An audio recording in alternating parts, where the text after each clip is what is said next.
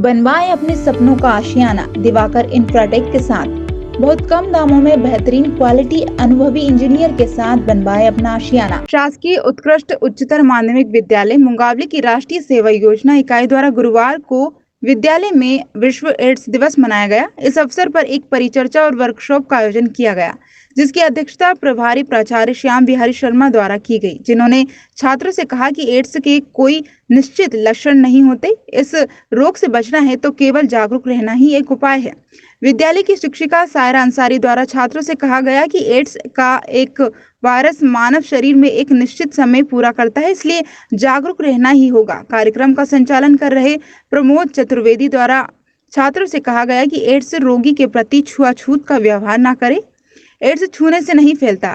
NSS के कार्यक्रम अधिकारी संजय जैन द्वारा भी छात्रों को स्वयं जागरूक रहकर दूसरों को जागरूक करने का संदेश दिया गया। शिक्षक विपिन बंसल द्वारा भी एड्स से बचाव के उपाय बताए गए। कार्यक्रम में विद्यालय के शिक्षक प्रवीण चौबे, मोनिका बिमल, रतिराम यादव आदि उपस्थित रहे। छात्र राज पटेरिया एवं आदर्श पटेरिया द्वारा भी छात्रों को अनेक जानकारियां दी गई। इस अवसर पर अनेक छात्रों ने उपस्थित होकर शिक्षकों से प्रश्न पूछे, जिनकी शिक्षकों ने समाधान किया। बीमारी 3-4 बीमारियों के नाम मैंने लिए ना। क्या है बीमारी? How can be defined? हम इसको कैसे परिभाषित कर पाएंगे? अगर कोई आपसे पूछे कि बीमारी क्या है, सर, अगर कोई व्यक्ति फिजिकली और मेंटली स्वस्थ नहीं है तो उसको बीमार व्यक्ति कह सकते हैं। और किसी उसका शरीर का पार्ट डैमेज है या फिर आंतरिक भाग कोई डैमेज है, उसको भी बीमारी। ये ठीक नहीं है परिभाषा। भाई, आप को दौड़ते हुए गिर गए, हाथ टूट गया या कुछ और डैमेज हो गया तो ये बीमारी नहीं है। आप लोग दिमाग लगाइए ना, आप लोग सुनते रहते हो, अपन रोज सुनते हैं ना। तो यही पढ़ने का तरीका आपको बदलना पड़ेगा थोड़ा सा। अब पूरे टाइम सब लोग जानते हैं बीमारी सब, पर आप उसको अगर कोई पूछे कि भाई बताओ ना बीमारी है, कैसे किसी बीमारी को पहचानते हो? अलग अलग बीमारियों को आप कैसे पहचानते हो? सिम्टम्स। पर्टिकुलर बीमारी के, विशेष बीमारी के विशेष लक्षण होते हैं, ठीक है। और वो लक्षण कैसे डेवलप होते हैं बॉडी में?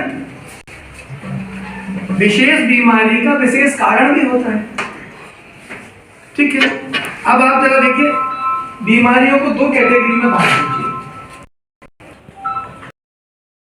और प्यारे छात्र, जैसा कि आज मालूम है, हम 1 दिसंबर को विश्व एड्स दिवस के रूप में मना रहे हैं। तो किसी भी दिवस को मनाना केवल ये नहीं है कि हम उसके नाम की एक फॉर्मेलिटी करें। उस दिवस को मनाने का मुख्य उद्देश्य होता है उसके प्रति कोई जागरूकता लाए, लोगों को उसके बारे में भी जानकारी मिले और उसकी कमियों को दूर करने का, जैसे एक रोग के रूप में हम इसे मनाते हैं, दिवस के रूप में मना रहे हैं, तो इस रोग के निदान का सबसे महत्वपूर्णता से समझें। और केवल आप लोगों को समझना नहीं है, इसको आगे तक बढ़ाना है। आदर्श पटेरिया ने भी अच्छी जानकारी दी कि 1981 में फर्स्ट इसका केस आया, उसके बाद दूसरे छात्र भारत में भी आया। हाँ, ये धीरे धीरे बढ़ता गया। और अगर इसके लिए कहा जाए तो HIV रूपी, अभी तक इसका कोई इलाज किसी प्रकार से नहीं। सिर्फ और सिर्फ अगर है तो बचाव ही इसका उपचार है।